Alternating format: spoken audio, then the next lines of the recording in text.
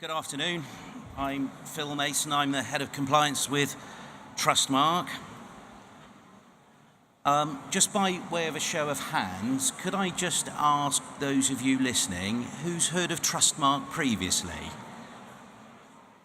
Some of you, very low number. Okay, well this will prove worthwhile, hopefully. I'm going to take you on a fairly swift whistle-stop tour of TrustMark, its aims, objectives, and some of its challenges. So TrustMark's been around since 2005. It's a very small organisation that was known at the time as delivering a scheme called the Government-Endorsed Standards. Our title's changed a little bit, and I'll explain why. We now have the strapline of Government-Endorsed Quality.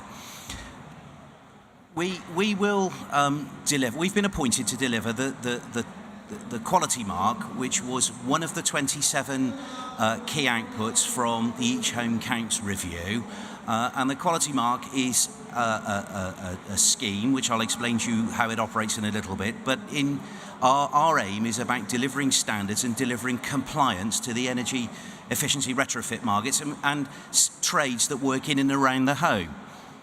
So there's a number of elements that have flowed through from the Each Home Counts review that now sit with us as TrustMark, which are listed there.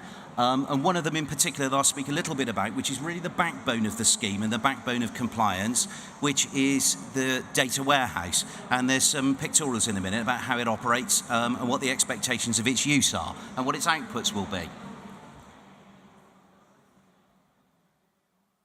So, initially, let me try and explain to you a little bit about how TrustMark works. We're licensed back to the government through BEIS, through a master license agreement, which ensures that we have some controlled deliverables to produce. And we have an independent board. Very recently, we've just reappointed our board of non-executive directors to ensure that there is true impartiality and independence.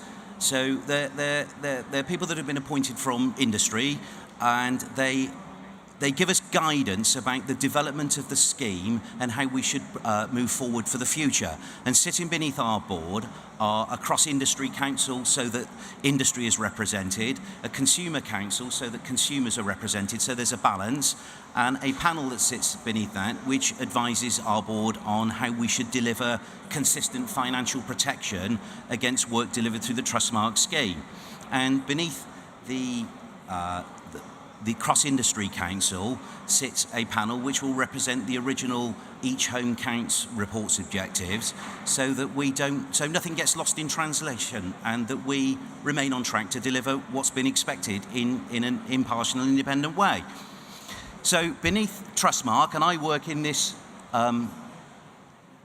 second area down marked TrustMark as the scheme operator, and beneath that, so it's a two-tier system, and beneath that we authorise scheme providers, of which there are currently 33, and there's 3 going through the onboarding process at the moment. And what we do is rely on those scheme providers to be able to support the scheme in terms of the technical deliveries across the sectors. Now, we have a number of sectors that range from, on one end, the Arborists Association and people that represent professional landscapers, right through into organisations, UCAS accredited certification bodies that deliver standards into the energy efficiency arena. So it's a pretty broad church, and we refer to ourselves as trades in and around the home. The next level down are the registered businesses. So you can't register with TrustMark directly. You need to be able to do it through a scheme provider. And it's the registered businesses that do the all-important work in the consumer's home. Okay, just moving on again. At the top of that, our framework operating requirements are a set of rules, and they are a relationship with the scheme operators, the scheme providers, in order that we can ensure that they operate a consistent level of operation through the trades. What sits beneath that is the code of conduct, and the code of conduct is the document and the requirement for which registered businesses operate. There's a very simple customer-facing customer charter which outlays what a consumer can expect when they engage a TrustMark registered business. And also there's a little bit in there about the obligations of a customer in terms of access, and permissions to work in a dwelling and things of a sort of general nature that are a customer's obligation when a business is working in their home. Technical standards on this far right side there, as I say, we don't develop or create technical standards. We work with the sectors because we consider ourselves a non-technical body, and therefore we rely on the scheme operators. And sitting beneath all of that is the all-important audit and compliance and enforcement element to our operation.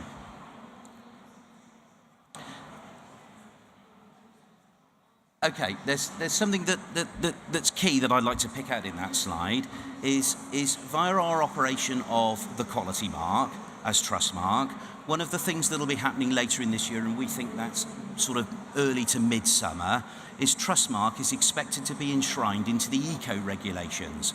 And what that means is people delivering activities under the energy company obligation, ECO, will be required to be registered with TrustMark in order to carry out those activities and have them recognised under ECO. Now, there's a number of schemes that operate in industry, and what we think sets us apart from it is not only our association back to the government, but the amount of enforcement that we can deliver through our embedded relationship with trading standards.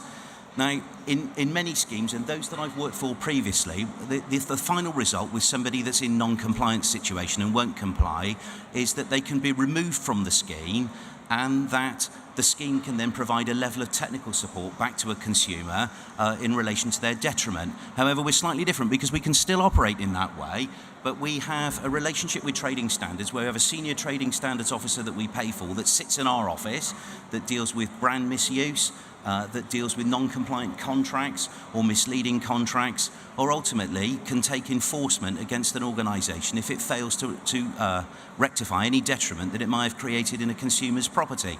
And that's a really big step forward, and it's fairly unique. And over time, as the scheme develops further and grows more, our intention would be that we increase the enforcement ability that we have that work with us. So why are we doing all this, you might say? So it brings a number of opportunities. The energy efficiency retrofit sector, and it's not fair to say that everybody's tarred with the same brush, but in some sectors haven't delivered particularly good standards, and there's an element of trying to regain trust and confidence back via the government and through consumers to understand that trades operate in a consistent way, and if for some reason they don't or things go wrong, there's a method by which things can be put right. Something that's very, very large, the bottom point down there is we have a number of financiers talking to us, banks, in relation to wanting to put money somewhere in the region of £5 billion into the energy efficiency retrofit sector.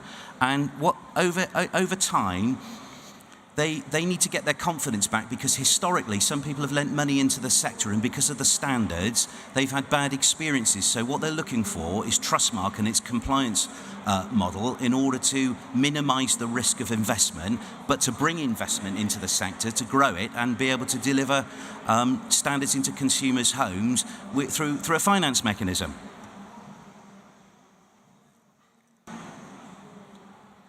Okay, there's this little thing called PAS 2035 kicking about. I'll not steal Peter's thunder from later, but again, by show of hands, could anybody that's heard of the document so far, PAS 2035, put their hands up? Okay, that's quite a few of you. That's really good. So, just to position it, without going into the level of detail around it, TrustMark will be the embedded compliance element of PAS 2035, and we'll do that through something that we call the data warehouse, which we're going to speak about shortly. Now, the PAS 2035 is expected to be published in mid-May, and then from mid-May there is expected to be, with some rules have got to be designed and the transition period sort of published publicly, but we expect there to be a 19-month period from May for organisations that are within the scope of PAS 2035 to transition across to its operation. Okay, the data warehouse. The lilac column in the middle has been created to deal with the outputs of PAS 2035. PAS 2035 now defines a number of qualified retrofit roles, starting from a retrofit advisor, a retrofit assessor, a retrofit coordinator, and a retrofit designer. The retrofit coordinator being the all-important person that brings together all the other retrofit professionals' outputs within the process. And our data warehouse is where the assessment and the design and the handover documents will be lodged so that we can look at them in order to carry out a compliance function. So from that, you can see that where an assessment's lodged, a designer needs to be able to see the assessment to get information about a property so they can create a design specific to that property. Then when the design is created, that needs to be lodged into the warehouse so that the installer can go in and see the design to understand what his installation needs to look like. Then when it's handed over, that gets put back into the data warehouse with the documents of commissioning. And if you look down here, there's a little fella looking into what looks like a laundry bin with a fairly bent, sort of crooked looking bag, and I think that's supposed to be me. As in terms of running the compliance department, what we do is then look at the outputs of our risk model to know where we need to take our resource and what we need to look at on a risk basis to be able to understand what compliance looks like.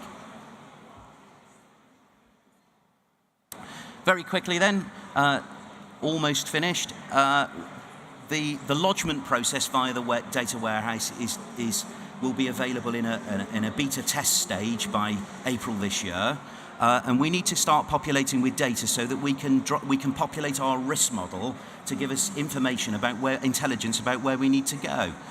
There's other items attached to the data warehouse which I'll just move over to. Oh, I beg your pardon, sorry.